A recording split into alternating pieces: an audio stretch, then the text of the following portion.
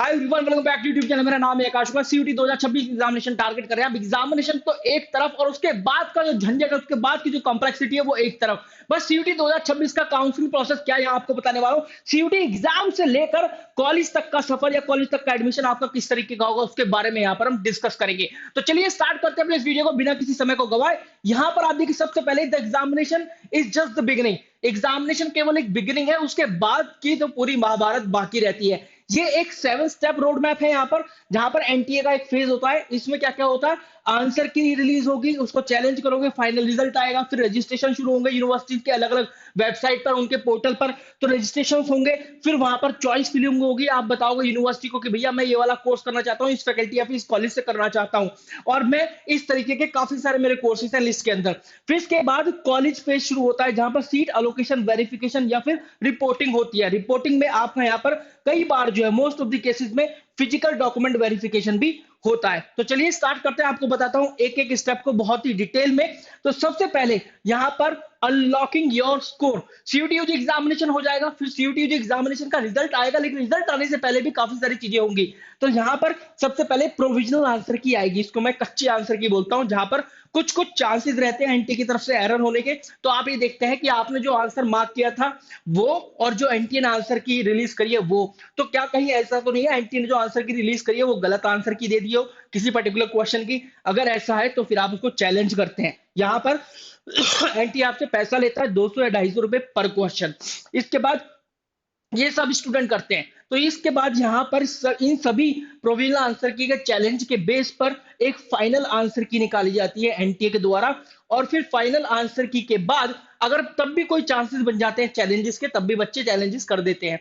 इसके बाद final answer की के बाद आता है आपका रिजल्ट, और रिजल्ट के अंदर होता है आपका नॉर्मलाइज स्कोर, और इसके अलावा आपका परसेंटाइल स्कोर भी होता है।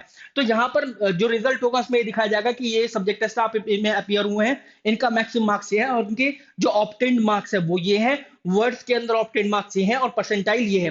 तो परसेंटाइल आपका ये बताएगा कि भाई आप उस सब्जेक्ट में कहां पर स्टैंड करते हैं। जैसे आपका अकाउंटेंसी के अंदर 98 परसेंटाइल आया, तो उसका मतलब केवल 2% बच्चे ही आपसे आगे हैं, आपके एडमिशन के चांसेस बढ़ जाते हैं। लेकिन अगर आपका 92 93 परसेंटाइल आ रहा है, तो उसका मतलब 8 या 10, 8 या 7% बच्चे आपसे आगे हैं। एडमिशन के चांसेस टॉप कॉलेज में थोड़े से कम दिखाई देते हैं। लेकिन आपका जो एडमिशन होता है वो है नॉर्मलाइज स्कोर के बेस पर ही होता है। जैसे कोई 3 सब्जेक्ट की रिक्वायरमेंट है या फिर कोई 4 सब्जेक्ट की रिक्वायरमेंट है, इन चारों का नॉर्मलाइज स्कोर जो है, एनएस स्कोर जो है, उसको ऐड कर दिया जाता है, फिर वो उसको कट ऑफ से मैच किया जाता है, तब आपका एडमिशन होता है। इसके बाद आता है रजिस्ट्रेशन फेज। तो यहां पर अब आप एनटीए का साथ छोड़ देते हैं। फिर रजिस्ट्रेशन फेज कहां से शुरू होता है? ये होता है यूनिवर्सिटीज के एडमिशन के पोर्टल पर। जैसे यूनिवर्सिटी ऑफ दिल्ली का है CSS, common seat allocation system. इसी तरीके से बाबा साहब भीमराव अंबेडकर यूनिवर्सिटी का है समर्थ पोर्टल, है ना, सारथी पोर्टल है दिल्ली टेक्नोलॉजिकल यूनिवर्सिटी का। तो अगर आपको चाहिए कि मैं इस पर एक वीडियो बनाऊं जहां पर आपको बताऊं कि सभी यूनिवर्सिटीज के एडमिशन पोर्टल, उनकी एडमिशन डेट क्या है, तो एक बार लिख दीजिएगा कमेंट सेक्शन के अंदर यूनिवर्सिटीज पोर्टल। ठीक है, इस तरीके से लिख देना यूनिवर्सिटी पोर्टल। तो मैं समझ जाऊंगा कि बच्चे चाहते हैं इस पर वीडियो बनाना। ठीक है, तो यहां पर आप क्या करते हैं, आप अपना स्कोर कार्ड अपलोड करते हैं, या फिर अपनी जो सीयूटी एग्जाम की डिटेल्स है फेज 1 के अंदर ये मैं बता रहा हूं कि सीयूटी एग्जाम की डिटेल्स अपलोड करते हैं, अपना एप्लीकेशन नंबर डालते हैं। मोस्ट ऑफ द केसेस में यूनिवर्सिटीज अपने आप पिक कर लेती हैं आपका स्कोर, आपने कौन कौन से सब्जेक्ट इसके अंदर अपीयर हुए हैं, वो सब चीजें, और आपकी पर्सनल डिटेल्स भी। इवन आफ्टर दैट, मतलब पर्सनल डिटेल्स भी, इसके बाद भी क्लास 10th या 12th की आपको जो मार्कशीट होती है, जो जो एकेडमिक बैकग्राउंड होता है, एकेडमिक डिटेल्स होती है, वो अपलोड करनी होती है। जैसे आप क्लास 12th में, खासकर क्लास 12th में फिजिक्स केमिस्ट्री मैथ के अंदर अपीयर हुए हैं, तो आपको फिजिक्स केमिस्ट्री मैथ यहाँ पर डालना होता है, इनके अंदर कितना स्कोर आया ये सब डालना होता है। इसके अलावा अगर आप इंग्लिश और हिंदी में भी अपीयर हुए हैं तो ये भी आपको डालना होता है। क्लास 10 की मार्कशीट आपको अपलोड करनी होती है, ये आपका डेट ऑफ बर्थ सर्टिफिकेट होता है। ठीक है, फिर इसके बाद फोटो एंड सिग्नेचर, आप वैसे तो एनटी जो यूनिवर्सिटी की वेबसाइट है, most of the cases NTA से अपना भी ऑटोमेटिकली पिक कर लेती हैं आपके स्कोर कार्ड से, आपके एप्लीकेशन फॉर्म से, लेकिन फिर भी आप अपना फोटो या सिग्नेचर एक रख लीजिएगा अपने पास। कैटेगरी सर्टिफिकेट, ये बहुत इंपॉर्टेंट है।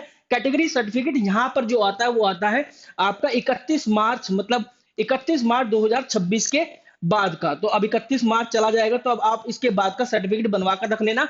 स्पेशली जनरल ईडब्ल्यूएस और ओबीसी एनसीएल, आप इनका सर्टिफिकेट तो जरूर बनवा लेना। अगर आप इन कैटेगरी से लाई करते इन कैटेगरी में लाई करते हैं, इन कैटेगरी से बिलोंग करते हैं, तो 31 मार्च 2026 के बाद के सर्टिफिकेट होने चाहिए। बाकी एससी एसटी पीडब्ल्यूडी जो है वो गवर्नमेंट नॉर्म्स के अकॉर्डिंग होना चाहिए, उनमें कोई ऐसा सच डेट नहीं होता है। इसके बाद आता है फेज 2।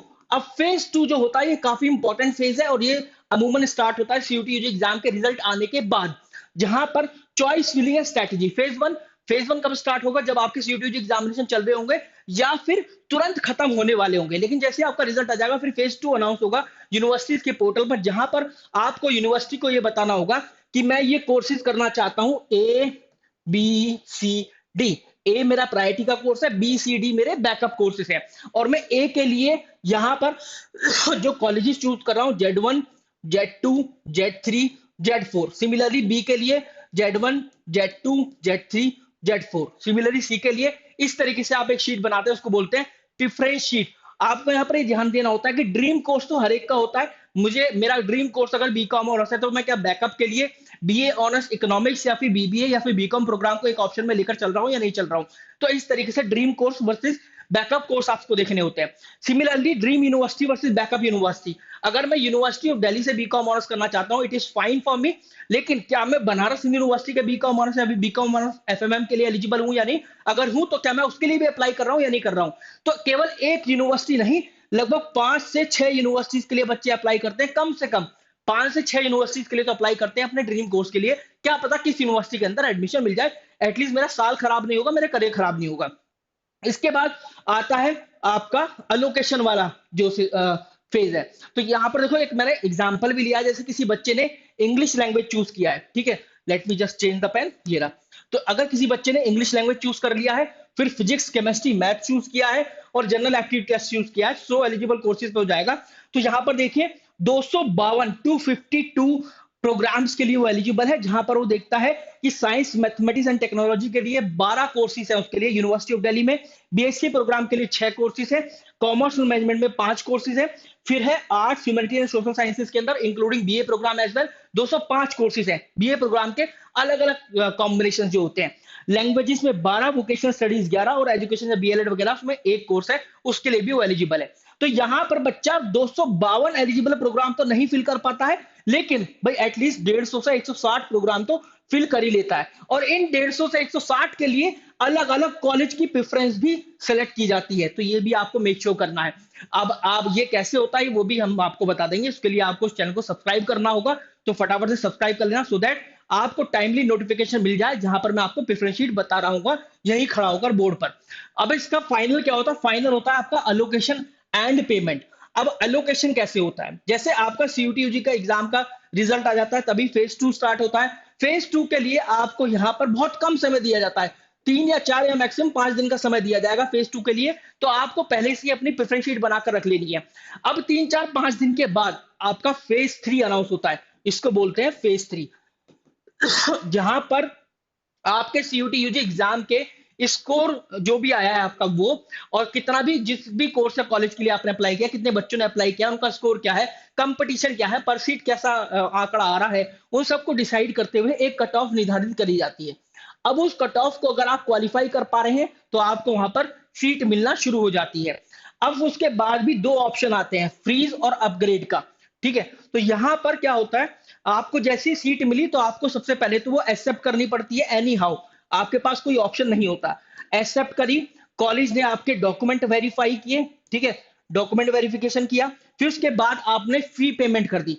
फी पेमेंट करके आपने ये बता दिया यूनिवर्सिटी को कि भाई मैंने अपनी सीट जो सिक्योर कर ली है, लेकिन ये जो कॉलेज है मैंने Z1 Z2 Z3 फिल करा था, लेकिन मुझे जो कॉलेज है Z3 मिला है, मेरी तीसरी प्रायोरिटी का कॉलेज मिला है, तीसरी प्रेफरेंस का कॉलेज मिला है, तो मैं अपने Z3 से Z1 में जाना चाहता हूं। तो मैं ये देखना चाहता हूं कि कितने चांसेस है, तो मैं फर्दर काउंसलिंग राउंड का हिस्सा बनना चाहता हूं। पहले काउंसलिंग राउंड तो ठीक है, लेकिन मैं चाहता हूं कि मैं Z1 तक का सफर तय करूं, तो फिर आप वहां पर अपग्रेड का बटन चूज करते हैं। लेकिन अगर आपको पहले राउंड में ही Z1 वाला कॉलेज मिल गया, तो फिर आपके पास अपग्रेड का ऑप्शन शो नहीं होता है।